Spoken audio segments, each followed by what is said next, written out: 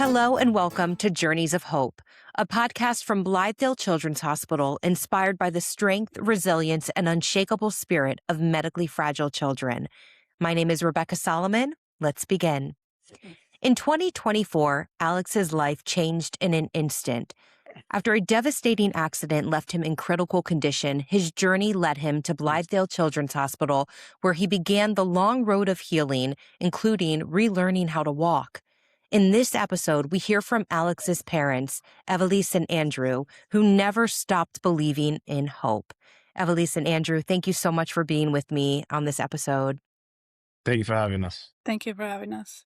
So can you take us back to the day of the accident? And I'm sure it's very difficult to remember and to talk about, but if you don't mind sharing with our audience, what happened and what do you remember about those first hours and what were you being told about Alex's condition? I was at work and Andrew was calling me. I didn't answer his calls right away. And eventually I answered and he told me that, Alex was in an accident. Immediately, I didn't freak out. I stayed calm just because I didn't know what was happening. So I didn't want to assume the worst right away. Once I found out where he was, the hospital and everything, then I really had to stay calm because it was a 40-minute drive for me to get there. Right after that, I got myself to the hospital, stay as calm as I could. We were on the phone most of the time. And I didn't realize how bad it was until I saw Andrew.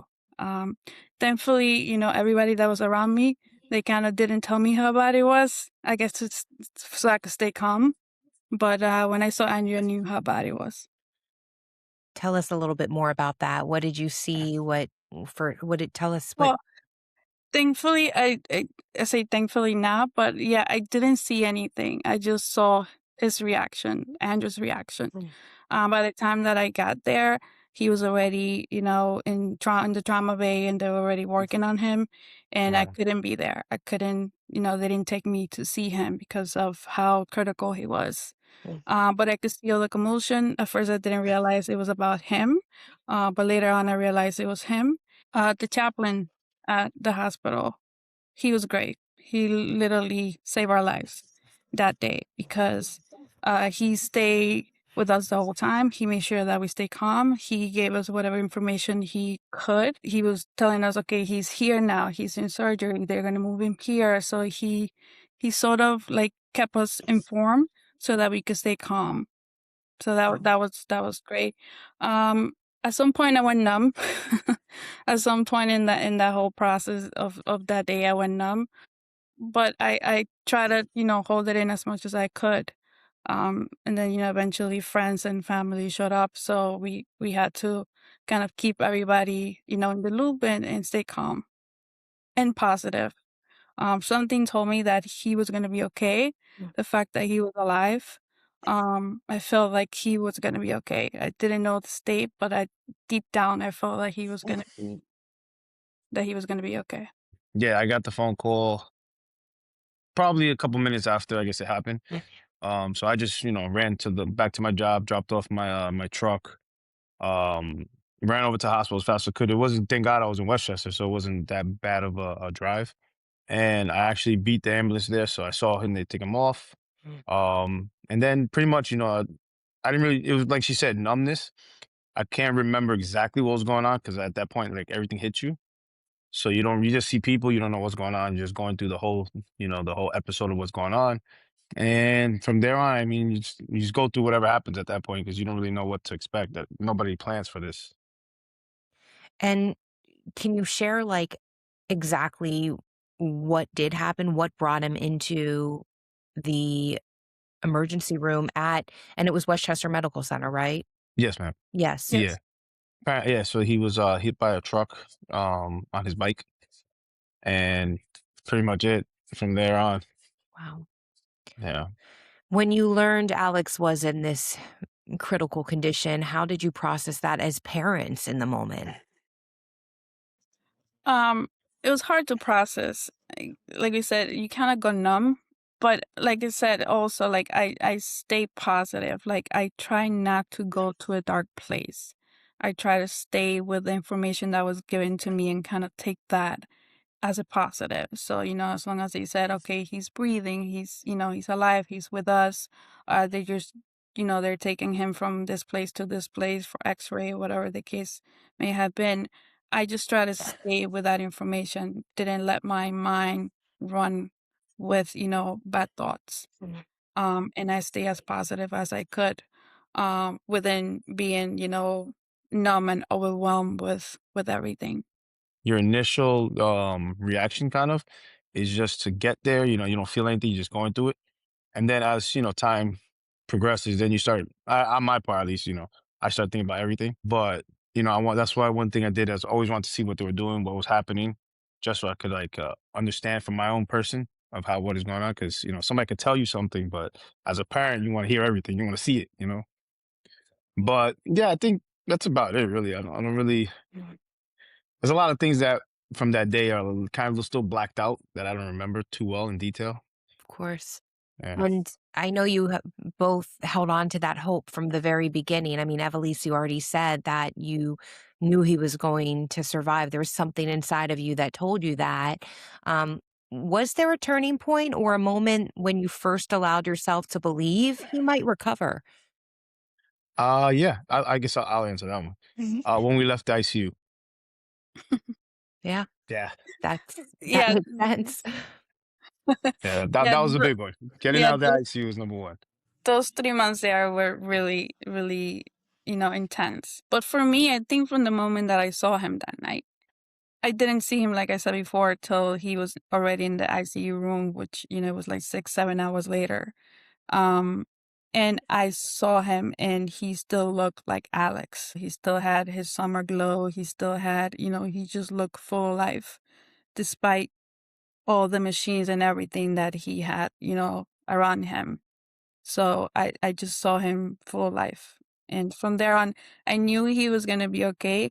But like Andrew said, we went through a lot of, that first day was horrendous, but we had other days that were just as Yeah. bad. And even later on into, August and September where things, kind of went down. It was definitely a roller coaster ride. But like Andrew says, when we got to Blythedale, that's when things were like, okay, we could sort of relax now He a was little bit. yeah, that Yeah. road to healing was going to begin at Blythedale. Yeah. Yeah. How did you come to choose Blythedale for his comprehensive rehabilitation? And tell us a little bit about your hopes and fears when he was admitted. Well, I know we spoke about it. I know one of the reasons, the main reasons that we chose it was because there was a school. Mm. And that's one of the reasons we didn't he was still in a place where he could still function like that way and he could still do it. So there was no reason why he couldn't do school. So he wanted to continue with that. That was big for us. I guess at least the initial part of the selecting it was doing the tour. Nobody wants to go to a tour for rehab, but it felt warming, it felt comfortable being in there. So we thought it was a good place to bring him for the next step of our chapter. Mhm. Yeah. And also the commute, it was really close to home. We could go back and forth. Um, Other places were a little further out and like Andrew said, didn't have the option for school. And Yeah. we wanted him to finish 8th grade with his classmates. We didn't want him to fall behind. Mm. So that was a big reason. Yeah, and for our listeners who are unaware, Blythedale Children's Hospital, we have a school on our campus, and it allows the children, whether they're inpatient or in our day hospital program, which is an outpatient program, they're able to attend school and get the credits they need. While also receiving the medical care as well. So it's really a win-win situation for a child in grade school to get those credits Mhm. and continue to Definitely. thrive. And I'm glad Alex had that opportunity, and I'm glad you recognized that and the importance of that as well. Yeah. No, definitely. What was it like seeing your child begin that inpatient rehabilitation after such a traumatic event? We kept hearing great things about you guys and the work that you do with kids. And the nurses and child life spoke a lot to Alex because he was Uh, really anxious. He was not looking forward to going there. So we heard really great things about, the work that you guys do. So that was definitely a factor in us, like, okay, we're turning the page. And I think the next thing was when he met Jen, that first time that, they met, they connected right away. Like, Andrew and I just looked at each other and was like, yeah, he's gonna do everything that she wants him to do. Well, And he's gonna tell our people listening, who is Jen?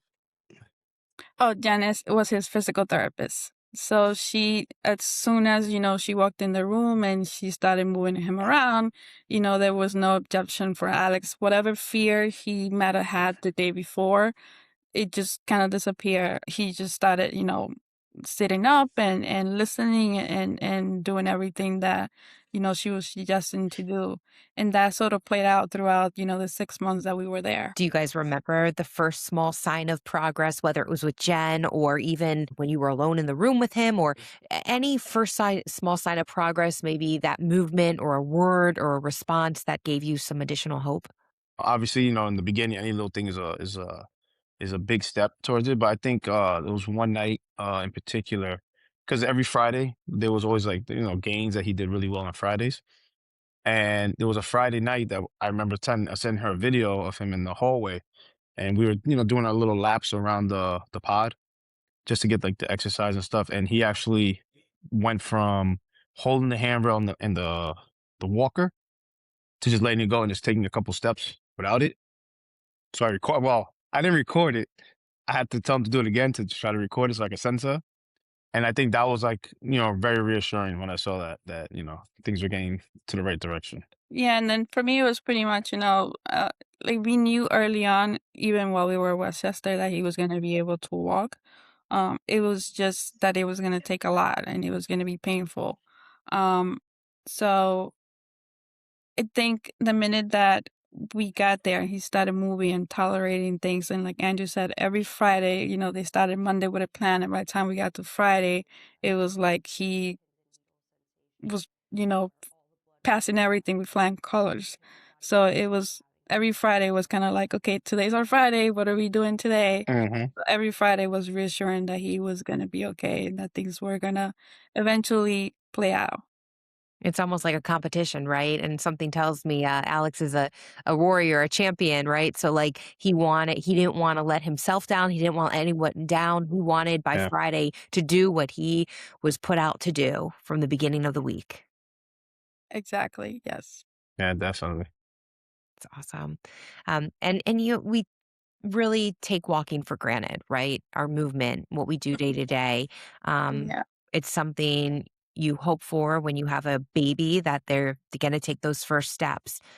When you have a teenage son who is in this accident and then needs to learn how to walk again and regain that movement, that's an enormous task. And what did that process look like from your perspective as his mother and father watching it unfold? So for me, like you just said, it was like a baby.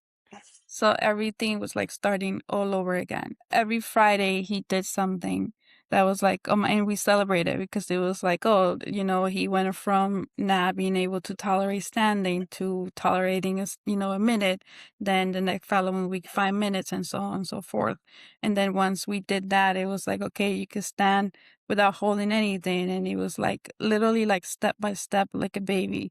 And I say that also bringing him home. When we came home, it was like, again, bringing a baby home because we had to start from the beginning with him and trying to figure things out at home. So every transition, it was like having a newborn baby. Yeah, wow. What about for you, Andrew?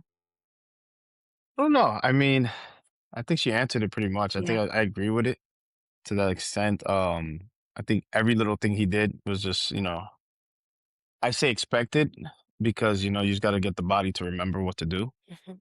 Mhm. But it was fun, being there to see it again, Yeah. because you get to see how much hard work it takes, well, how much pain that you're in. But yeah, it was pretty cool. I liked it. It That's was a good intro. awesome. And yeah, like even with all of the good and with the success, and you see him taking those baby steps, no pun intended, but like you see him taking the steps and the progress towards where he needed to be. But the reality is, I'm sure there were still frustrations and there were still setbacks that naturally come with rehabilitation. Um, Tell us a little bit about those frustrations, but then also what surprised you about his resilience and just pushing forward. For me, everything surprised me, right? How Well, brave he was.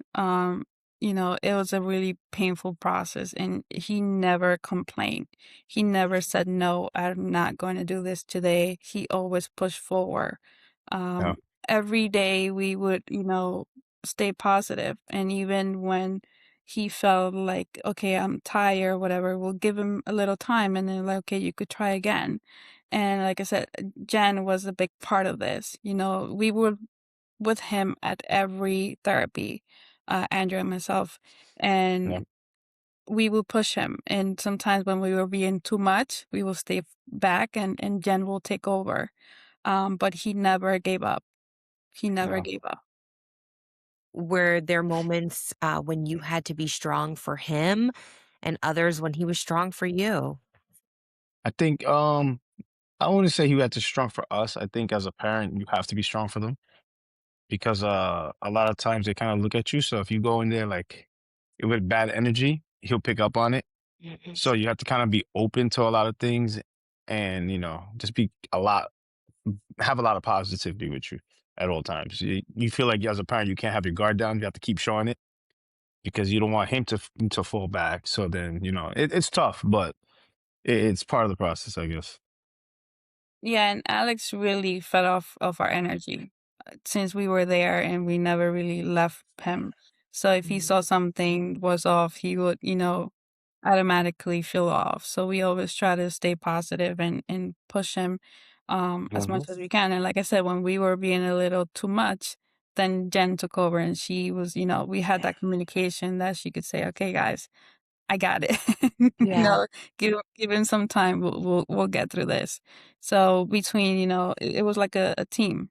Yeah. And do you think maybe it was the team, Jen, and that helped you, the both of you get through those difficult times? Because you needed that too, right? You could only be so strong for so long in front of your son. I mean, I'm sure there were times when you couldn't even be there for each other, right? Like you needed to see that, okay, there's a team here at Blithedale.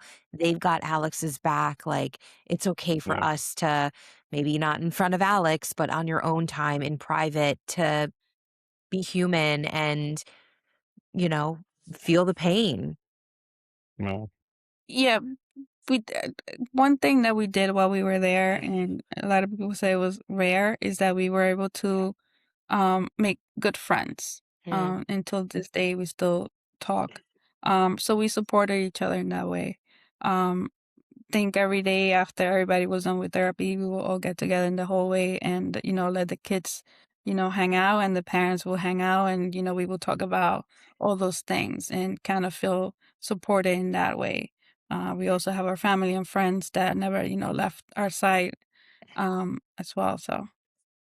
That support is so important. Um, and it's so special that Blithedale, under the circumstances, allows you to meet other families who are hmm in similar situations as you. You're not alone.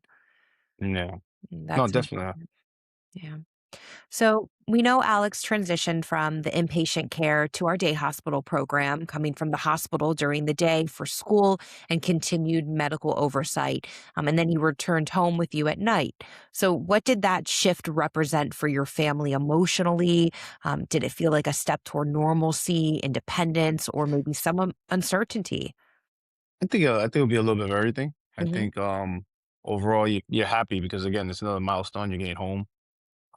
Granted, it's good that you're having like that kind of like the divide. So you're not fully in medical, but you're half in medical, in and out.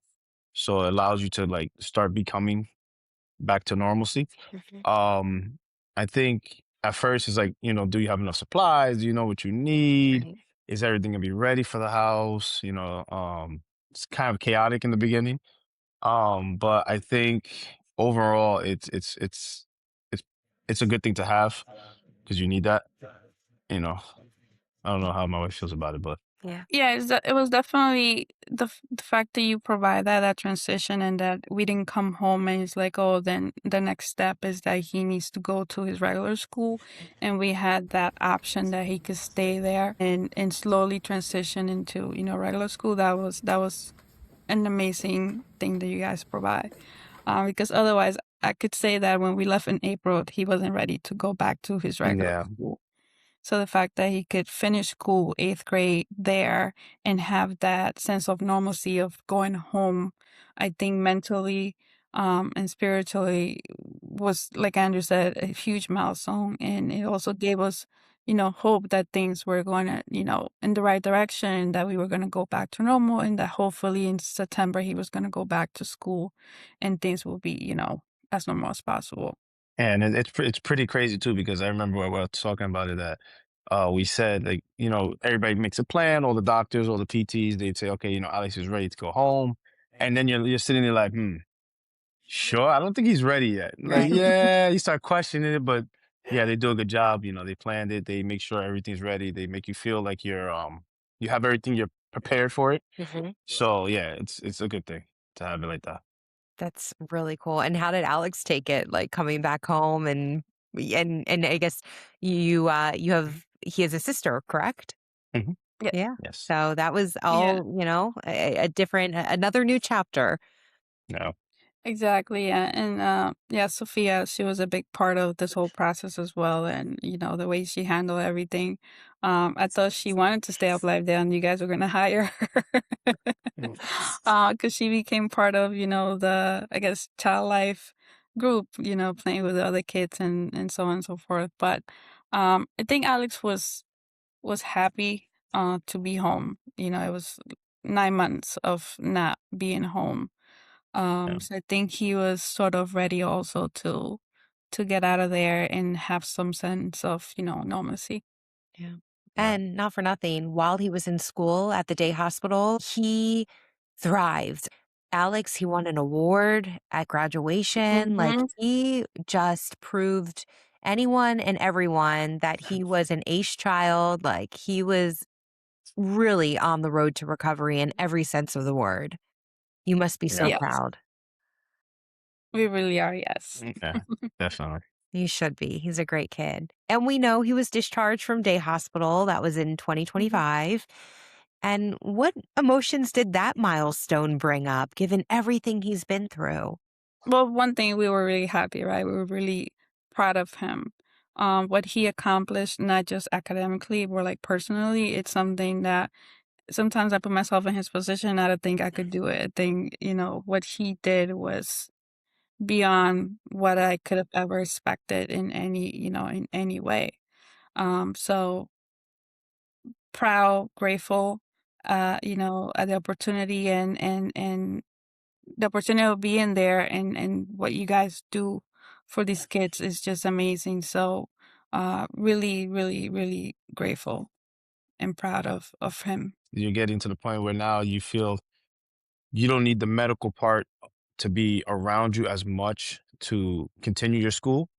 So that's a really big thing. So now they were saying that you're at a point where you can go back to your school. You can go back. Obviously he'll have his help here and there throughout the school, but the fact that you can go from what you were at and now you're back in high school, that's really big. That's really big. It's huge. Yeah. And I think when we saw you, it was back in, I want to say the spring or summer of 25 at one of our events, at one of our golf outings. And Okay. you guys spoke there. And thank you, by the way, for being such Mhm. an important family in our Blythedale community and sharing your story on all different levels. We appreciate that. But Evelise, I think you said to me something about, it is your job now. Like, caring for him and being I don't want to quote you because I don't remember word for word what you said, but something about that this has become your most important job or something along those lines, right? Yeah, the way things turned out, it was like I had to kind of focus on him. So I had to leave everything behind. So he became my job. Not only did he become my job, I mean, he's my kid, but he just became, everything to us, to Andrew and I, and even Sophia, so we dropped everything for him. And I wouldn't change it because I think a lot of the progress that he made, and he is the way he is now because of how we stayed together, the three of us, the four of us. So I wouldn't Five. change Coco, the dog, too. Oh, don't forget Coco. Of course not. Yes. I wouldn't change it, but yeah, he did become my number one priority. When my goal was for him to get back to, baseline as much as we could. Um, and I knew that with our support and being there for him and our love, that he was gonna get as close as he could to that. Mm. Yeah. No, we know you have a great kid, but I must say Alex is lucky to have you both as his parents as well, because maybe he wouldn't be where he is today if it wasn't for you both as well. Thank you. So kudos. Thank you. Yeah. Yeah. And looking back, what do you think made the biggest difference in his recovery, either medically or emotionally or even spiritually? I think all three. Mhm. Um, because at least with the spiritual part, we had every week we had our deacon come, so he did like a mass for us in the room. Mhm. But even when we were in Westchester Medical, all the doctors, the nurses, everybody we spoke to, they always gave him like a positive thing of faith, just for him to think of. Mentally, he's a strong kid. He's just what he is. He doesn't like to fail. And I think, yeah, and then I guess us too. We're part of that somehow. We're in there. Take too much credit. Yeah, and I think Alex did find a spiritual, I guess his spiritual side, because he did, he prayed a lot. He prayed with us, without us.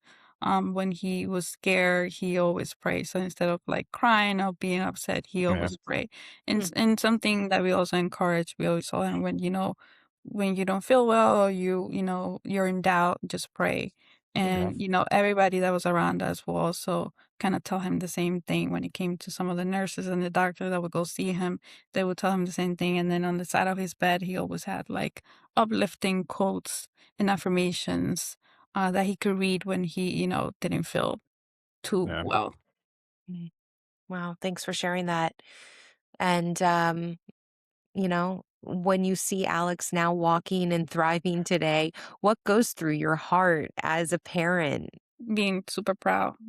I'm beyond proud and grateful that we got to where we are, and that he fought so hard to gain that, Mm. because Yeah. he really had to work so hard to be where he is today. And sometimes when we see him now, it's like he's doing so well and walking so well that it's like, did something ever happen kind of thing. Right? It's Didn't like skip a truly beat. like a miracle.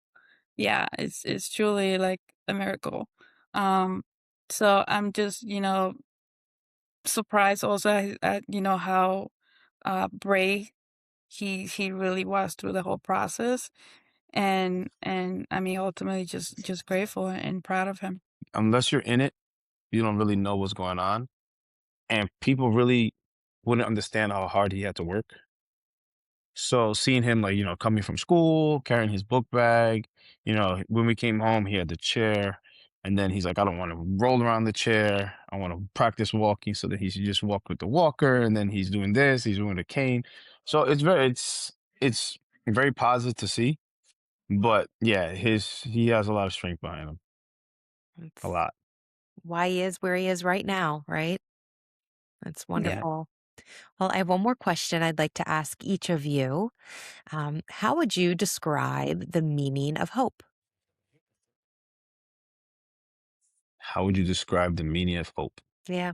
So I think just staying positive. Mm. Um, for me, yeah, it's just staying positive, not thinking about the negative. And, just taking every small victory and running with it, you know. Okay, if he was able to accomplish this today, we'll see what he'll do next week. I never had an expectation of what next week was Yeah. going to look like. I just took it one step at a time. So it's staying with that positivity and just hope that things were just going to keep going like that. Hope would be, yeah, just staying positive. Things are bad, but they can always be worse. Mm. So I mean, take what you got. Enjoy it. You know, that's pretty much how I guess I'll describe that right now. Enjoy the ride, right? Count your Yeah. blessings, count what you Yeah. have. That's it. Exactly. Wow. Exactly. And Well, I'll tell you this: I'm one that likes roller coasters. I'm good with roller coasters now. yeah, Stay flatline now. right. You had your uphill and downhill Yeah, we're good. ups and downs for a while there. Yeah, you're good. Well, this was an excellent conversation. And thank you so much for opening up and sharing a little bit more about Alex's journey with us. And I just can't wait to see where he's going to be and where he'll continue to go as he Yeah. grows. I think the story is just beginning with him. I mean, he's awesome, right? Yeah. I agree. Yes. So you'll There's have a to whole keep us future ahead. posted. We'll see what Yes. happens. Yeah. And yes, keep us posted along the ride. And We thank do. you again so much, Evelys and Andrew. We appreciate it. And we hope you enjoyed listening to this episode of Journeys of Hope. If you have ideas for future topics, we'd love to hear from you. You can email us at podcast@blithedale.org.